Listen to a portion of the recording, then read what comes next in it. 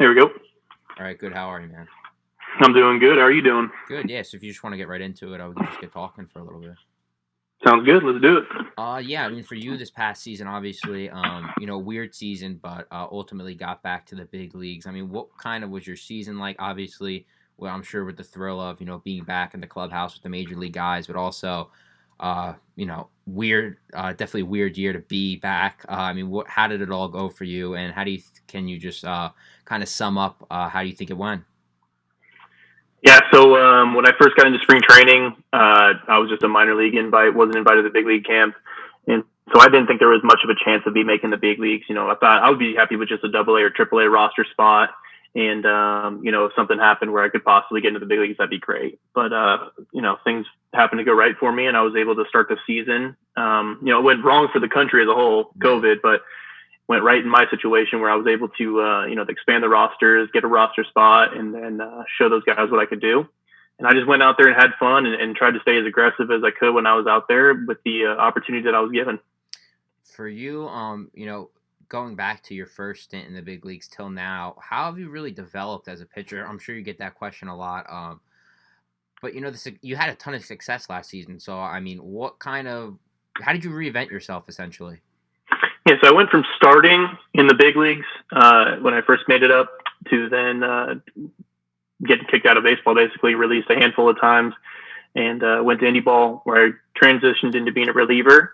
I think I kind of, found out who I could be as a pitcher as a reliever, and I've just loved it ever since. So my last year's stats kind of reflect, of me going from a starter to a reliever and then just kind of falling in love with that position, just allowing me to be aggressive, kind of go out there and check out everybody and starting to think my way through a lineup and trying to pitch to guys. There's still some pitching involved in relief, but I can go out there, put the pedal to the metal and just get after it. For you too, like you mentioned, getting released a couple times, playing some indie ball. Mentally, that's something a lot of people talk about now, but how did it go for you mentally to, keep on coming back, keep on trying to work when, a lot of guys would either give up or do something else? I mean, how did it go for you from a mental side of things, going from, being this first round pick, getting to the majors, and then all of a sudden, feel like everything's crashing down on you? Yeah. So 2017, I was done with baseball, man. I'd been released, at that point 2 times. And I was just out, and I didn't really care to play anymore. I sat down with my wife and was just saying, hey, I don't think I'm done with baseball. I don't want to play anymore.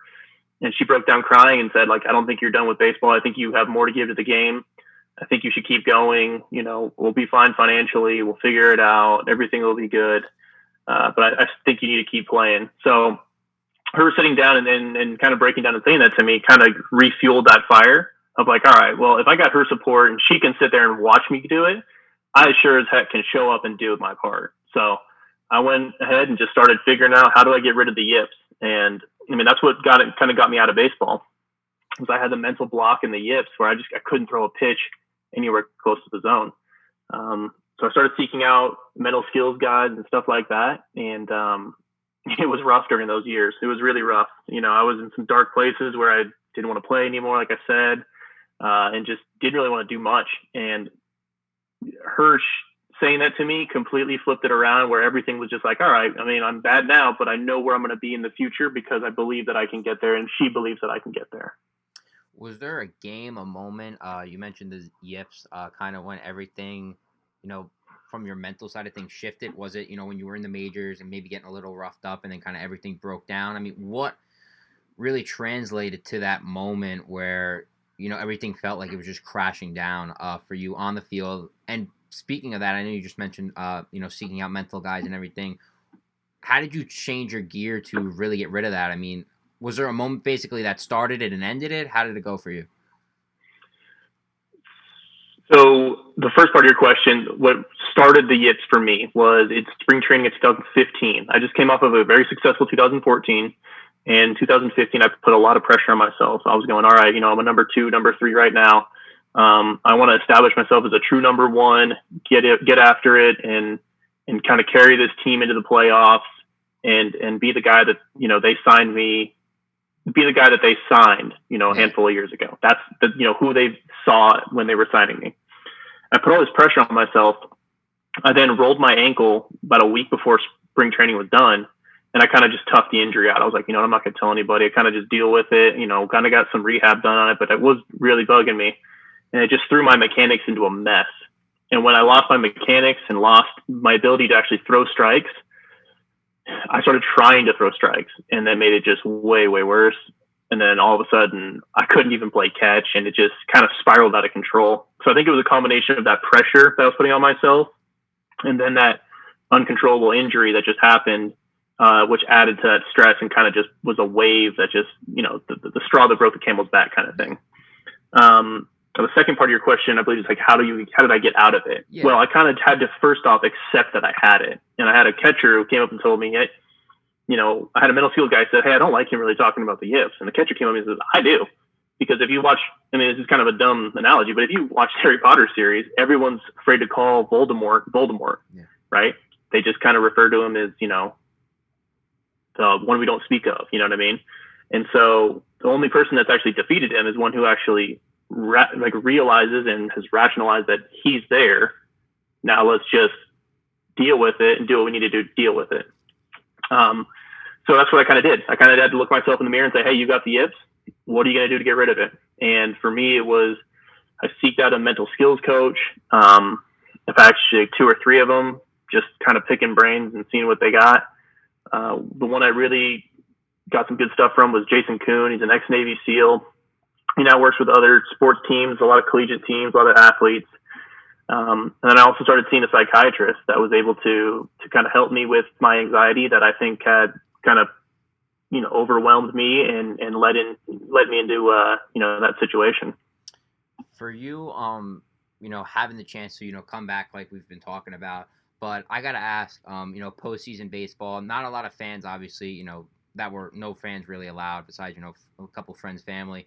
But being in that atmosphere, I got to ask, how pumped were you? And, just what was the experience like overall? It's got to be a dream come true. Absolutely. It was amazing. The first couple series, there wasn't any fans. It was just some family. So, it was just like the normal season for those. But once we got to the NLCS, we actually had fans, and it was like, oh man, this is baseball again. And like, this is awesome. And you could feel that energy after having no fans for a whole season and playing those games. It was like the first regular season game after a spring training game or season. You know what I mean? Like, you're actually like, the fans are engaged. Everyone's paying attention. Everybody's watching. The whole country's watching. And you're out there going out there. And I think it just brings out the best on both sides of the ball, defensively, offensively, manager decisions. I think it's baseball in its purest form. And it was surreal to be doing it, first year back in the majors. For you, coming into this season, not knowing what was going to happen, like you mentioned, obviously the world was in shambles, but, not knowing if you were going to get back to the majors, playing a great season in the majors, playing great in the postseason and everything, going into next year without putting too much pressure on yourself, obviously, how are you going to go into next season realizing that you can do it and, you lasted and, you did everything that every other successful player does? I think I have better coping mechanisms to deal with the stress and anxiety and stuff like that, just from becoming more mentally strong with the people I've worked with and all that stuff. So, for me, stress and anxiety in the past, I used to try and push it away, put it in a closet, kind of hide it. Nowadays, I realize that it's something that my mind uses to prepare my body for an exciting event in my life. It's a totally normal thing. That's just that way it is. It's your body's natural way of being ready for a situation. And so when you accept it as that, you start to not fear the anxiety and you start to embrace it, saying, oh, good. Okay. We just shifted from, eco mode in your car to sports mode because your brain's saying, hey, it's ready to do something important. And that's all I'm doing. So you got to understand what the purpose is of that anxiety and that feeling, and then, use it. And the way I use it is I want to not be fearful of whatever situation's coming my way, but to attack it as aggressively as I possibly can. And when I do that, the fear doesn't go away, but it becomes secondary to me asserting myself and being aggressive in the situation. For you, a couple years ago now, just talking about the wild card game, especially, 12th inning, I'm sure obviously you remember it all, but for you, just for people who didn't know, top 12, I believe, you essentially escaped the jam, striking out Freddie Galvis.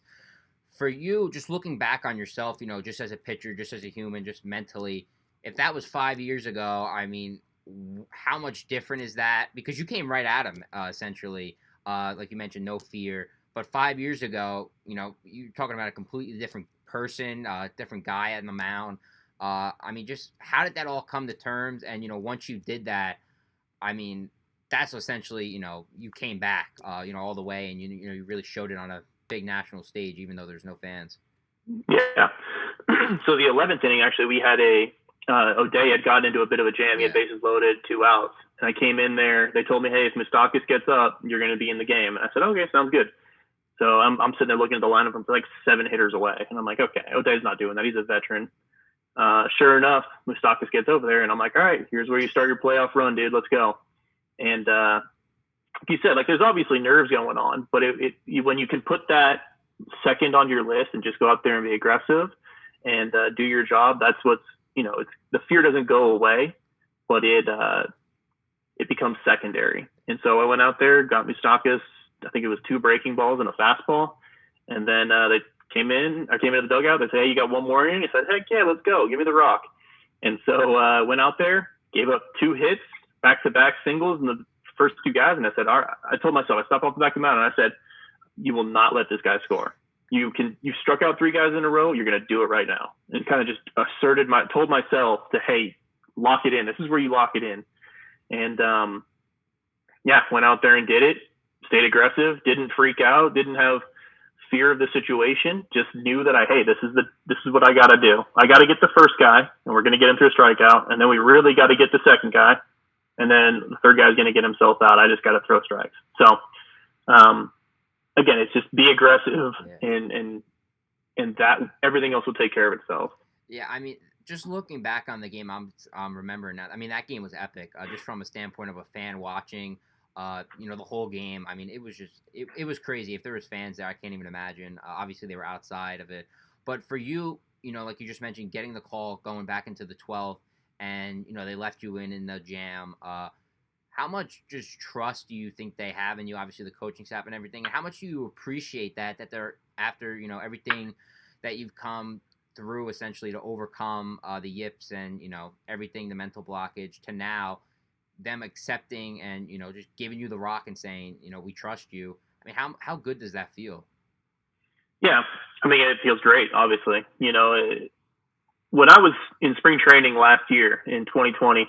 I got the minor league, I was hoping for a big league invite. And when I didn't get that, I was like, okay, well, I got a minor league invite.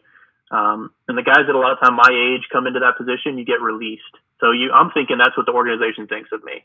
But to go from that to, hey, we're going to leave you in a jam in the 12th inning and we're going to kind of let our whole season ride on you. I mean, that's a complete 180. We're going the complete opposite direction of where I thought we were heading to start 2020. And, it takes character and it takes, courage for those coaches and front office people to think that about you, because they're kind of saying, hey, we're not going to go to our big horse. We're going to go to the independent ball guy that we signed who hasn't pitched in the big league in 5 years, but that's who we're going to ride or die with on this game. And man, I didn't want to let them down, so I just went out there and did what I needed to do. For you, obviously, getting off of the other stuff, the past, looking into the future. Obviously, you guys have a great team. Just talking with some other guys in the affiliation as well. Top to bottom, I mean, we could just go on and on. I mean, you guys are loaded at every position. The bullpen starters, offensively. What's kind of your expectations, not only for yourself, but the team in general? Because essentially, I mean, you guys have World Series aspirations. I mean, there's no doubt about it. But how do you guys come into the season and not put too much pressure on yourself as a team or just think that you're going to be in the postseason, and then, game 162, you look back and you're like, damn, like we just assumed we were going to be back to where we were. How do you go through that? So I think it starts with having a family atmosphere and really just like brotherhood. When I walk into that clubhouse every single day, I didn't care if we were going to win or we were going to lose. Obviously I wanted to win, but I was happy just to show up and see my teammates and my bullpen mates and position players and everybody. And I think that culture, when you can include everybody together and kind of create that family or that love that you have for each other, it frees people up to make mistakes, but it also frees people up to be themselves and do what they need to do to be the best at them, best at what they're doing. There's no playing with fear or anything like that. We know that, hey, if we mess up, it was our day to mess up, and the next guy behind me is going to do his job to take care of me when I messed up. And that trust and that bond you have with that person, is established inside the clubhouse. It's not established out on the field. And, I just think that's what we have. We have something real special in that clubhouse, and I'm very excited to get to spring training and, just reestablish those relationships with all those guys and get back to winning form with the team. Like you said, on paper, we're a stellar team. And I think, like you said, World Series or nothing is kind of where we're shooting right now. Stay healthy, do what we need to do, take care of business, and shoot for it. For you, just in terms of making that transition to the bullpen, now looking at it, being a guy really cemented and, coming into your own as a reliever, the opportunity, if it arises, not sure, obviously a lot of stuff's going to have to play out from the closer aspect position just because, there's not one guy. Obviously, I'm sure the bullpen, you guys really could all pitch anytime, anywhere. But for you, where do you feel most comfortable in the bullpen? Obviously coming in a situation like we talked about before, or, a blowout game, in the fifth inning. I mean, where's kind of your sweet spot in terms of coming into a game? I like to pitch in close games, whatever it is, whether that's the second inning or the ninth inning. It doesn't really matter to me. I want there to be a close game because I feel like I focus and I'm locked in at that point. Sometimes this is just me, it's just kind of baseball. You play a bunch of games, you get into a game where it's 10-2 and you're like, okay, well, I'm just going to get my work in. I'm going to feel some stuff. Next thing you know, you've given up 2 or 3 hits and you're like, well, okay, that's not what needs to happen. Like, let's buckle down and let's get after it. And then it usually irons out. But if you go in feeling like that, feeling for stuff, it's not usually going to work. So close games is where I like to be, obviously. Now, if I could be closer, that'd be great. Obviously that's what everybody wants to do if you're in the bullpen, but I think that we have 4 or 5 closers in our bullpen, honestly. And we got closers that could throw multiple innings. That's the scary thing, Our mid-relief guys are closers on a lot of other teams. And, I think that's just a luxury that we have as a team. And it's our strength, and we're hoping to use it this next year and solidify and shorten games for the team. For you, just in terms of being a starter, obviously coming into your professional career, to where you're at now, just purely talking about, when you're coming to the ballpark, back in 2015, 2014, you knew what day you were getting the ball, obviously. Now coming to the field, not knowing when you're going to pitch or when you're not going to pitch, how did your routine change to, really gear up, whether it was from a physical or mental standpoint, coming to the ballpark, now knowing that you could pitch any day of the week? Yes. A little bit off the field kind of changes. I'll like work out the night I pitch instead of, the day after, stuff like that, scheduling kind of stuff, comparative to relief and starter. But I think the mental thing, it's made it easier for me. I know that, all right, in less than 24 hours, I could be back out on the bump. So I give myself 2, 3, 4 hours to kind of reflect on what I did that day, whether it be good or bad, kind of just till that night till I go to sleep. And then when I wake up the next day, it's about, in that 2 to 3 hours, I process what I did good, what I need to stop doing, and then what do I need to continue doing. And kind of just go through that checklist, see what I got, and then use that information for the next day when I wake up and say, okay, if I was bad and I was, say I was missing the zone arm side and I got some mechanical fix, I'm going to work on that day and I'm going to lock it in and it's going to be good to go. If it's a mental thing, whatever it was, I'm going to lock it in and be ready for that next day. And that quick turnaround, I think, works well for me. When I was a starter, I'd sit and dwell on things for 2, 3 days, 4 days, and it would kind of just eat me alive. I wouldn't sleep. And I think it was just a byproduct of caring too much almost, and then just having an underlying anxiety that I didn't know I needed to deal with. Just in terms of dealing with all of that, and on the field, obviously we've been talking a lot, but off the field, really connecting, like you mentioned, that culture in the locker room, just the opportunity to be with those guys on a daily basis, being around baseball at the highest level. I mean, how cool is it for you just to be back to where you wanted to always be, and really just besides the on the field, obviously you got to pitch well to stay up there, but just really connecting with guys and making lifelong memories. How cool is that for you to be with an organization like the Braves and with those guys? Yeah, there's a bunch of solid dudes on there. I tell people I'd go have a beer or hang out with any one of those guys that are in that clubhouse, from the bottom to the top, from the bullpen catcher all the way up to the manager. I just think everybody is a great human being first, and then a great baseball player second. And yeah, and like you got superstars in there that are asking rookies, "Hey man, how you doing? Good to see you." And you got rookies that are confident enough because of that to come up to veteran players and say, "Hey, it's great to see you. Good to see you. Have a great day," kind of thing. And like I said, man, nobody tries to embarrass anybody or again, play with scare tactics or anything like that. Everyone is just it's a family atmosphere, and it's a bunch of brothers, man. You wish the best for them, and you guys go out to battle every single day, and you can trust the person next to you because of that connection that you have. Just in terms of everything that you've gone through, obviously to where you're at now, just looking forward, I wanted to ask, just because starter, obviously you're going to need more arsenal, more repertoire in your pitches. Going through the process, did you really hone in on 1 to 2 pitches now being in the bullpen that you've really rely on more per se when you're a starter, maybe having 4 or 5 pitches? How much more comfortable are you basically with having 2 pitches that you only have to really prepare on and you can go to battle with?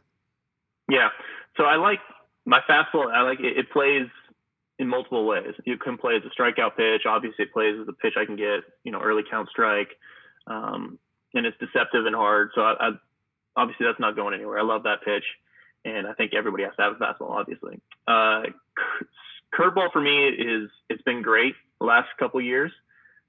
Slider last year kind of went away from me, so I switched up to this more like a cutter slider grip, and it was okay last year, but I've had a full off season to work on it this year, and I'm feeling very confident with it. I think it's going to be a very good pitch. I want to get to using it with some hitters when they're ready to go, and then I've been trying to bring back the changeup. It's not coming out too well right now. So it's the curveball, cutter, and then the changeup's kind of just something to go the opposite direction, just to give some hitters something to think about. But really, it's just the fastball, curveball, cutter, and for me, I can get righties and lefties out with that, and so I feel comfortable doing both, facing righties and lefties with it, and it's allowed me to, instead of working on 6 pitches, like you said, 5-6 pitches, really just focus on being very good with the 2 other off-speed pitches. Awesome. So I just wanted to, as we kind of wind down, ask you a few more, just easy, simple questions. Not really heavy focused on, the more in-depth stuff. But for you, this past offseason, obviously crazy. What was the hardest part of this offseason? Whether it was, finding somebody to play catch with, finding somewhere to throw. I mean, what was the hardest part of this offseason, just in terms of getting, reps in? It wasn't very hard for me, honestly.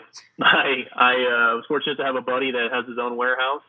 He allowed me to come in there and work out with him and throw. I built a mound and been working out inside of there, so it was pretty easy. And then I've got a physical therapist who's also my catch partner. So it's been pretty easy for me. I've got the great people around me that have allowed that to be a pretty easy thing for me. Are you somebody who is big into the analytics, the Rapsodo kind of stuff, or are you somebody who, old school kind of guy, don't really use that stuff? I think I'm a mixture of both. That's what most I think guys that those do. Rapsodo tools are very good, and obviously I have one. I think that when used right, they can be a huge tool. When used wrong, they can be a ginormous detriment. Guys start trying to pitch to numbers as opposed to just make a pitch, make it good, and then see what the numbers are on that and say, okay, I want to repeat those numbers because that pitch looks great to me. If the hitter can't hit the pitch, but it has terrible numbers, well, it's good. The hitter can't hit it. So the first step is finding out what pitch is good. Second step is how do I repeat those numbers?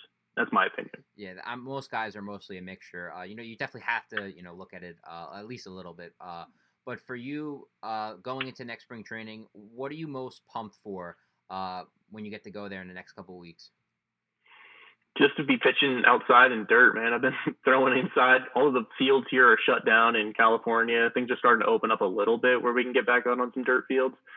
Right as that's happening, obviously it's raining right now, so that's not very good. But yeah, just get out in the dirt, man. Get out in the fresh air and be back to playing baseball. For you, obviously crazy season in terms of traveling for you guys. What was something you did before a game in the hotel that you wouldn't necessarily do during a normal season? Just because guys that at least I would personally were talking to, playing video games, they had nothing to do. What was something that you did to pass the time before a ball game? It was nothing, man. It was terrible. It was boring. Like, honestly, during most seasons, you go out to dinner with guys, you go grab a drink with a guy, something like that. Go try like the famous restaurant in that town, whatever it is. But when you can't do that, you just sit around and do nothing. So I played video games, and that was about it. But I mean, I'd much rather go outside and venture out and see what the city has to show me and do that.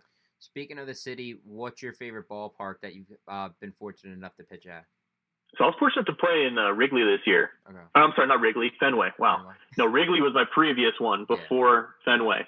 So I'd have to say Fenway was better than Wrigley, just because it was, I don't know. I mean, those two are the most classic stadiums of, in baseball. Yeah. But yeah, Fenway was just awesome to play at. For you, just in terms of, I know you mentioned before, you guys don't really tease or do anything like that. But on the team, in the clubhouse, who's the funniest guy that you've encountered? I'd have to say Luke Jackson, man. Everything's light around him. Everything's funny. He's just a great personality. And then, I mean, we get hours to sit down in the bullpen and just talk. And that guy comes up with some stuff that's just off the walls, and it gets you thinking. And yeah, he's just a great human being and a real just funny character. Second to last question for you, just in terms of everything that you've gone through up until now. What's one or two things that you think your teammates would describe you as? Just what do you want to be known as? I just want to be known as somebody who loves his teammates, honestly. Like, I just want to – I hope they all know that I would just do anything for them. They call me in the middle of the night to come pick them up, or a car breaks down or something like that. Man, I'd be there for sure. I treat my teammates the way I treat my brothers, and, that's in a loving way and a caring way. And, I just hope the best for all my teammates, whether they're with me still or they've moved on to another team. For you, outside of the game of baseball, what's one or two things people should know about you? Outside the game of baseball, I love being outdoors. I go backpacking 2 to 3 times, 4 times, depends on the off season. I'll go on 20, 30-mile trips, 2, 3, 4 days out in the woods, and I just like to get away. It's my reset time. Some guys go on hunting trips. It's kind of the same thing, but without actually, shooting or killing an animal or anything like that. So it's just I think getting out to nature and just being outside brings us back to a very primal state that a lot of people kind of forgotten. Awesome. Final question for you. A lot of guys have told us some great stories in terms of the fan experience, but for you, is there one story in terms of a fan coming up to you or a fan doing something that looking back really pops out to you? Man, the ones I love are, hey, do you remember me? And I'll be like, honestly, I don't really remember you. And then they'll come up and they'll be like, hey, back in, some small town in the middle of nowhere, you sat and talked to me for 20 minutes. And I'm like, I don't remember this at all, but I'm glad you remember it, So I remember myself as a kid growing up, going to baseball games and stuff like that. And the time that the players spent with the kids and stuff before games, like at Angel Stadium and at Dodger games for me, seeing what that did to me as a kid, I like to do that for children and then other fans and stuff like that. So, I mean, whenever people come up with something like that, I really appreciate it. And I'm glad that they appreciate that I will do that. Awesome. I try and do it as much as I can. I know it's impossible to please everybody and spend 20 minutes with every single person, but you know, it's something that I don't mind doing, and I kind of enjoy trying to reach out to the fans and get to talk to them. And these podcasts are a great way to do that. And yeah. Well, yeah, I mean, I appreciate you for coming on. Obviously, I know you're busy. Next couple weeks, you're going to be going to spring training, but I mean, I wish you all the best. It should be an exciting season for you guys in Atlanta, just in terms of expectations. And you guys got a lot of buzz around you. But really, just appreciate talking, getting a chance to meet you and talk to you. But other than that, really just wish you the best, Tyler. Thank you. I appreciate it. Thanks for having me on here too. Awesome. Yeah, I'll let you know when it comes out, and then just keep on going and wish you all the best. Cool. Just tag me in whatever posts, and I'll put them up there and post that it's out there. Sounds good. Thanks, Tyler. Yep. No. Have a good night. You too, man.